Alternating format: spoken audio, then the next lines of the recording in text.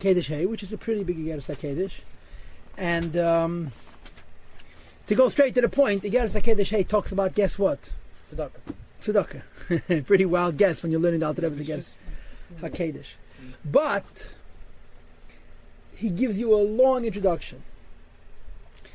The gist of this Igeres HaKedesh is to bring out what is advantageous about this world, the physical world versus the spiritual worlds. And in this Igeres HaKedesh, he's going to tell you that it says in Medrash, the Eibishter created the worlds with two letters, Yud and K. So the Chazal say that the Elam Haba was created with the letter Yud, and Elam Hazeh was created with the letter Hey. What does this mean? So the Alter Rebbe in this Igeres HaKedesh is going to give us an interesting interpretation, which will come down to something like this: that Elam Haba was created with both Yud and Hey. Elam Hazeh was created with both Yud and Hey, but in Elam Haba, the Yud is so emphasized that the Hey is like not there. And in Elam Hazeh, which was also created with the Yud and the Hey, but the Hey is so emphasized and like the Yud is not there. And basically the difference is going to be the Yud is going to show on the Ruchnius of the Asius of the world, and the Hey is going to show on the Gashmius of the world, the Chaymer. So in Elam Haba there's also Hey, there's also Chaymer HaAsius, but it's a world of Ruchnius. In Elam Hazeh, even though there's also Ruchnius, there's also Yud, which is Ruchnius, but it's a world which is so totally focused on Gashmius that it's primarily created with the Chaymer HaAsius, which is represented by the letter Hey. And the Rebbe is going to say, that's why in this world we have the advantage of action, of doing physical mitzvahs. You understand that the physical mitzvahs is revealing the godliness of the letter Hey. So this is basically the gist of this Igeres HaKedesh. But just like in the last two Igeres HaKedesh, right? Gimel and Dalet also spoke about tzedakah. But in explaining tzedakah, the Alter Rebbe gave us a long hezber. In the Igeres HaKedesh Gimel, he spoke about the coat of mail and the helmet. And in the Igeres HaKedesh Dalet, he spoke about Milah, Pnimius de Kamila, and Chitonius de Kamila. In the Igeres HaKedesh Hey, he's going to talk about words. I was going to say that words are made up of a number of parts. There is the idea that the word communicates. That's going to come from Bina. There are the words themselves, which can be divided into two parts. The Ruchnius of the words, which come from Chochmah. And the Gashmius of the words, which come from Malchus. So the build-up, the design of this Igeres HaKedesh is going to revolve around these 3 points. The idea that your words are communicating, the Ruchnius of the word, comes from Bina. The Ruchnius of the words themselves, the Tzura, comes from the letter Yud, from Chochmah. And the Chayme, the actual air, the letter Hey, which is the air which amplifies the sounds of the 22 letters, this comes from Malchus. And his point is going to be that in the Ruchnius Dika worlds, there's so much emphasis on the Ruchnius of the Asius that we say comes from the letter Yud. And in this world, there's so much emphasis on the Gashmius of the Asius that we say that comes from the letter Hey. And of course, his point is going to be the most important thing is the letter Hey and action. And of course, of all actions, there's no action greater than the action of giving tzedakah.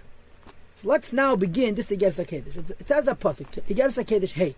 Vayaz David Shem. David HaMelech made for himself a name. It's a pasuk. David HaMelech made for himself a name. In other words, David HaMelech created a permanence for himself. Yeah, you exist. Everybody exists. Eventually, they pass away, and eventually they're forgotten. Vayaz David Shem. David HaMelech made his name be forever. Not just in the we talk about it, but in the world of the Eibush, that David created for himself a reality, something which is not going away, a name, an identity. Pirish B'Zeir HaKadosh, the Zeir says, what's the significance of David HaMelech making himself a name? The pasuk says, David HaMelech was doing justice and righteousness and tzedakah towards all his people. David HaMelech did mishpat. Mishpat means he was paskening fair halachas of mammon ben adam lachavere. And tzedakah, he gave lots of tzedakah. So David HaMelech was doing good stuff. Rab Shimon cried and he said, Man ovid shmo kadisha b'chol yoma. Who creates the holy name every day? Man de yahiv tzedakah lemiskini v'chuli. One who gives tzedakah to people who are needy. So he translates not Vayaz David Shem, David HaMelech made his own name. He translates Vayaz David Shem, he created the Eibishter's name, Shmo Kadisha. If you want to create the Eibishter's name, you do it through giving tzedakah, which is a concept found in Kabbalah in a lot of places, that when you do mitzvahs, right, you guys learned about mitzvah maimed. HaKadosh Baruch Hu maniach tefillin, they're putting on tefillin, really basically is you're creating Atzilus. There's in Chassidus a discussion that's called Oisim Ritzoynei Shel Mokim. It's based on Shas. You have in a lot of places in the Gemara. Oitzim Tzenish Malka means literally doing the will of Hashem. The Gemara says, Lagabi Fishidin Nezachen, Kan B'Bishosha, Eisem Tzenish Malka, Kan B'Bishosha, Ein Eisem Tzenish Malka. So the Pashas, it means when they're listening to Hashem, when they're not listening to Hashem. Chassidus says, Oitzim Tzenish Malka means when a Yid creates the Eibishter's will. Ein Eisem Tzenish Malka means they're doing the will of Hashem, but the one that He gave them, not the one that they're creating. Vayaz, David Shem is creating a new name in the Eibishter. So what does this mean? And why was it created? After through giving tzedakah. Zog the Rebbe Yuvin Behegem Maimed Azal to explain the significance of David the Melech making the Eibishter's holy name through tzedakah. We have to preface what it says in Chazal, Al Pasuk on the Pasuk Kibako Adishem Tzur Elamim, that the Eibishter is called Tzur Elamim, the rock and the creator. Tzur is from the word Tzayar, the former, the creator of the worlds. How did the Eibishter create the worlds? Beko. So the Gemara says, Behei Nivel Mazeh, that He created the letter, this world with the letter Hey, and Beyud Nivel Mabah, created Mabah with the letter Yud. Pirush. What does this mean that this word is created with the letter Hey and that word is created with the letter Yud? So he says like this. Let's talk about Elam Haba first. The pleasure that Neshamas and Tzaddikim have. And then when they enjoy Miziv, Hashchina from the rays of the Shechina. Hameh, which radiates Began Eden, Elim V'Tachna, the higher and lesser Gan Edens where they're presiding, where they live. What is the pleasure of Gan Eden? Shemis Angim, that they have pleasure. Bahasagosam v'haskalosam, in their intellectual reach and in their creativity. Hasaga is a word that usually means bina, and haskala is a word that usually means chachma. Shemaskilim v'yaydim, they're intuitive and they're knowledgeable. That's right. It's even from chachma and bina or das. Umasigim, and they reach. So haskala would denote chachma, yadir would denote das, and hasaga would denote bina. Eiz hasaga, some measure of intellectual access. In the light and life. And of course you guys know by now that light and life means Seviv and Mamali. Hashafei Hasham, which flows in Gan Eden, means Sev Baruch, from the infinite light of the Eibishter. Bebechinas Gil, in a revealed state, Linishma, Sam Beruach Minasam, to their level called Neshama, and the level called Ruach, right? That because their level called Neshama and the level called Ruach went to Gan Eden because of the Yiddishkeit they did, so therefore in Gan Eden shines a light. Lahav, and they should understand Lahasik and reach. Eiz HaSaga, some level of intellectual reach and godliness, and the pleasure of understanding the Eibishter. In Gan Eden, there's two steps: understanding Hashem and enjoying what you're understanding. This enjoyment is called experiencing godliness. And of course, it's called Echad Ve'echad Lefi Madrigot Lefi Ma'asav. No two neshamas are the same. Each neshama understands and experiences the pleasure of his understanding in Gan Eden. Each one according to his level and according to how hard he worked. Right? So Gan Eden is a place where you're experiencing the tainug of the Yiddishkeit that you did. And the Rebbe says that this tainug is an inyan from understanding and the pleasure from understanding. Therefore, Gan Eden is called the world of Bina, because it's a place where you understand and experience the pleasure of your Yiddishkeit. You understand? So when you go to Gan Eden, you experience the pleasure of the delight and the experience of joy and pleasure of the Yiddishkeit that you did. This is true only in Gan Eden, and it's the Madrega of Bina. Why is it the Madrega of Bina? Because you're understanding godliness and therefore have pleasure. Understanding is Bina. Zakter, you should know. To be sure, the beginning of this hashpah of pleasure in Gan Eden does not begin with Bina, like it seems to be implying, but rather, its root is Chachma, Shumakeir, Haskala, Vasaga, which is higher than the intellectual intuitiveness, Chachma, Vasaga, intellectual reach, which is Bina, Niki B'Shem Bina. Chachma is before understanding, that Kedim Shabal Leklal Gili Hasaga Vavana, before it's been revealed as a true intellectually accessible and comprehensible thing, where it's still in a vague Chachma-like state. Okay? It's hidden and concealed in that place. Just a small little bit of light, a small little bit of light. Sheifeya flows. And it comes down, misham, from the madreg of Chachma, which is Kadmas HaSeichel Lebechinas Bina, the level of Bina. Lahavin, ulahasik, to understand and intellectually reach a little tiny bit of Seichel HaNela, of the hidden wisdom of the Eibishter. Which is why Gan Eden is called B'Shem the Kuda Be'echala, a point in a big chamber. The point would be Chachma, the chamber would be Bina. That's what it says in Bezeir HaKadosh, and this is what experiencing the Neshama is in Gan Eden. Now, the Rebbe says, I want you to know, Neshama goes to Gan Eden and has pleasure. But it's not real pleasure. Because the Neshama in Gan Eden's pleasure comes not from knowing Hashem, it comes from understanding Hashem. And after understanding it as pleasure, the pleasure that one gets from understanding Hashem is so small relative to the pleasure of the Eibishter himself, that when you compare the pleasure of knowing Hashem Himself to the pleasure of understanding the Eibishter, like a point in a chamber. The Chochmah is higher than you in understanding, because Chochmah is the pure experience of pleasure of Hashem. This you don't have in Gan Eden. In Gan Eden you have only the understanding of Hashem and the pleasure that brings, which is a small light of the way it is in Chochmah. So we have two inyanim here. The first thing is that Gan Eden is the place of Bina, and the experience of Gan Eden is the pleasure of Getlichkeit, the pleasure of Judaism, the pleasure of experiencing godliness. And he says, you should know it comes from Chochmah. But the amount of Chochmah that's coming down into Gan Eden is insignificant, is very small. You with me? Yes? Zakter. That's the shape of the letter Yud of the Eibishter's name, that it's a point. In physical terms, a Yud has 3 points, right? There's a Yud on top, a point on the top, and the point on the bottom, and the point on the left. But in Pnimis Hanyanim, the letter Yud represents one akud, or to say it in technical terms, a Yud has no length and no width. A Vav has a length and no width, and most letters have lengths and widths. 0 dimensions, 1 dimension, and 2 dimensions. And as I've explained it to you before, the 3rd dimension, this is us. This is Yiddishkeit that we do. So Yud is a point. Why? Because Yud is the real source of the pleasure of the Neshama having Gan Eden, but the Neshama in Gan Eden cannot experience the Yud, they can only experience the Hey. V'nikra Eden, and the Yud will be called Eden, which is of course a lot higher than Gan Eden. All of them are regarding Eden. It's written Ayin Leiros of a game, and no eye has ever seen Eden. V'nikra Aban, it's called the father that Yossi Brasa, that it's the foundation for the daughter. The daughter in this case means Malchus. Although in this particular context, we're talking about how the Yud is connected to the letter Hey and not connected to the letter, to the Inyan of Malchus. Pirish. So the Rebbe says, let me continue to explain to you what this means. Abba Yosad Berat.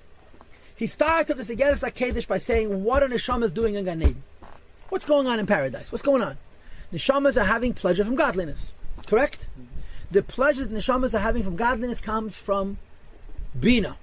And Chochmah, which is higher than Bina, is there like a point in a room. And he says, this Chochmah, which is the source of the understanding and the pleasure from that understanding, which is in Gan Eden, is also Yosad B'rat that creates Malchus. And he explains, Pirish. And now he changes the subject. What did we learn till now? The pleasure of Gan Eden. The pleasure of Gan Eden comes from Bina, the Sheresh is Chochmah. Now we're going to start talking about words, letters. Whenever you say an idea, whenever you experience a pleasure, it's connected to words and ideas which carry that pleasure. The words and ideas which carry that pleasure are higher than the pleasure itself. They come from Chochmah. If the pleasure comes from Bina, the word comes from Chochmah. But like I told you in my introduction, there's 2 parts to the words. The inner part of the word comes from Chochmah. The Chitzenius, the Malchus part of the word comes from Malchus. He says like this, Pirish. When a person creates words of speech, and I want you to know that when we speak, nobody even thinks about it. When a 2-year-old talks, you make a big deal. I can't believe he's talking. Last week he didn't talk. Because he hasn't talked before. But once a child learns to talk, we take it for granted. According to Chassidus, this is a very, very big ness. Because, in fact, the act of speech is more difficult than the act of creating machines. It's even more difficult than the act of understanding political politics. The seichel of Midas is lower than the seichel of Dibur. Hashem just built it into our hardwire that we should do it automatically. But to be sure, the ability to speak is more difficult than the ability to understand human emotions. So speech has a very high shadish. When you talk, you make sounds. In addition to making sounds, you put the sounds together to make words. This is called Keach HaTziraf. And to be sure, the shadish of Keach HaTziraf is higher than Chochmah. But there's the tzur of Eis Adibur, there's the shape and the form of the letters that you're speaking, and then there's the letters themselves. So he says like this, Pirush. When a person creates letters with which he speaks, that Hayet says that they radiate from the 5 sources of which a person speaks. When a person talks, the letters come from one of 5 sources. The throat creates Aleph Ches Hey Ayin. The palate up here creates Gimel Yud Chaf Kuf Ge Ye Ch Ke. The teeth create Dalantat, Dalad, Lamed, Nun, Tov, Tes. The lips create Bumf, Beis, Vav, Mem, Pei. And the lush in the teeth creates, I forgot what, like a Shin, another grouping of Oisius. So you have 22 sounds that come from 5 meitos, 5 sources. Which means on average, each meitah has on average 4.5 letters. Right? He says like this. When a person speaks words, which comes from the 5 sources of speech, says that there's no seichel involved in speaking words, because if it was a seichel involved in speaking words, it would take us forever to speak. Second of all, v'lay mutva beteva metayis halolu. It's not even in the nature of these different sources of sound. Lahaitzi mifta ha'esias, to bring out these sounds.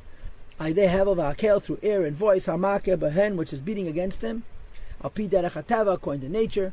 V'lay alpi hasechel, derech hasechel, nor alpi sechel. When a person actually speaks words, and individual sounds come out, not only individual sounds, whether it's going to be from this mitzvah, from that mitzvah, acheh, gich, boom, talentant, and so forth, but which particular letter is also radiating from the mitzvah. Again, for example, hasvasayim aderech mashal, the lips, by way of analogy, she'oithias beis vav mem pei, the four letters beis vav mem pei, yitis mehen, come from the lips. So the Rebbe ein hateva v'lei haseichel. The nature of the person is not, nor is the wisdom of the person, neida showing lietzias mifta arbas chelke shinuye b'tiyes yesel. If you looked at the neshama when it's saying a beis or a vav and mem or a pei, it doesn't make any distinction between these four letters. Shemisnea eis behevel echad v'keil echad, because they move around with one voice and with one inyan. Hapegeya bahen, which is hitting against them, b'shava, in an equal way. In other words, when you say a beis or a vav or a mem or a pei, where did the different sounds come from? If we say a beis or a gimel, I say the beis comes from the lips, the gimel comes from the palate. But a beis and a vav both come from the lips. What's the difference? It's not nikki, you cannot see it in the mitzvahs. But moreover, shinuye atnuas shebesvasayim, the fact that the lips move in different ways, hu lefishini b'tiyes sheberatz. It's not like in your gashmi as dikaguf, there is a possibility for each one of these different sounds. Beis, vav, mem, and pei all come from the lips. The lips don't premeditate either the beis or the vav or the mem and the pei. It happens by itself. Levate b'svasayim kertzein, that it should express sounds as it desires. Leima, to say ois beis, the letter beis, oi vav, the letter vav, oi mem, the letter mem, oi pei, the letter pei. V'loi lehepech, not the contrary. She'iratzan ha'nefesh v'kavanasa, the will of the neshama is la'aseh shinuyit nuyis hasvasayim, to make the various different sounds that come from the lips. As they move after now, but what's moving these four letters. So you have 5 sources of speech. From these 5 sources come 22 or 27 letters. That means whole groupings of letters come from one, whole grouping of letters come from another. What causes one letter to come out as opposed to another letter to come out, you cannot explain. We see an actual fact. A person is not paying attention and knowing lechavin to have an intent, klal whatsoever, to shinuyit nuyis asvasayim, with the different movements of his lips, bishinuyim elu, in these various different changes. When you speak, you don't worry about how the words are going to sound. You don't worry about how the words are going to sound. You just speak and the words come out. The same is true when the neshama speaks beis or vav or mem or pei, and we have this problem of them all coming from the same mitzvah. The real reason a beis comes out, or a vav comes out, or a mem comes out, or a pei comes out is because he wants it. This is even more evidence. Bebitoi hanekudis, in expressing the different vowels. In other words, I could say even an aleph, yeah? So instead of aleph, I could say ches, hey, or vav, or yud. But instead of aleph, could be a komet aleph, a patach aleph, a tedi agav, a segel aleph, a shvar aleph, a chelim aleph. Shekshanef, the person wants to make the sound of a komet aleph, male automatically, nikmat, must sign the lips form into the shape of a komet. Ubepesach niftachim hasvasayim. And when you say the letter patach, the sound patach, the lips are opened up. Right? So when you say komet or aleph, just like when you say aleph or ches, the difference between aleph and ches, and the difference between komets and beis are not only in the might and the source of the word, it's in the nefesh itself. The yes and nireken, this is even clearer with b'tiana kudus, when a person expresses not just words but vowels. The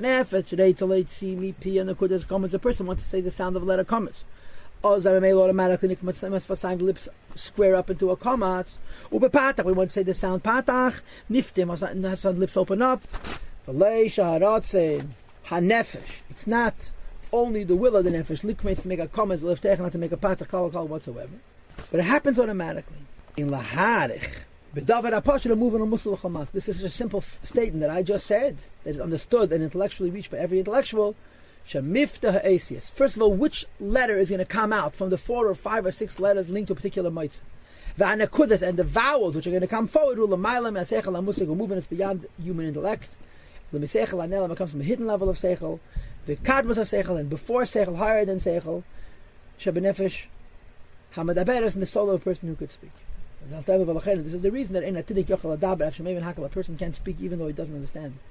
A child can't speak even though he understands everything, because the ability to speak comes from Ratz. That's what the Alter Rebbe say. Ideas come from Bina. Okay? Words come from Malchus. But the source of the words come from Chochmah. Just like Chochmah, the source of the understanding, Chochmah, the source of the words and ideas. What does that mean? You have a mitzvah, you have an ability to create sounds. But when the sounds actually come out, it's a nes. Because the sounds come from a very, very high Madarei. Which letter comes out and which vowel you're going to make comes from a very high Madarei. So how many things we know about a person speaking? The idea comes from Bina, and the shadish of the Bina comes from Chochmah. When a person speaks, the words come from Malchus, the shadish of the words comes from Chochmah. Right? That's it. Questions or comments?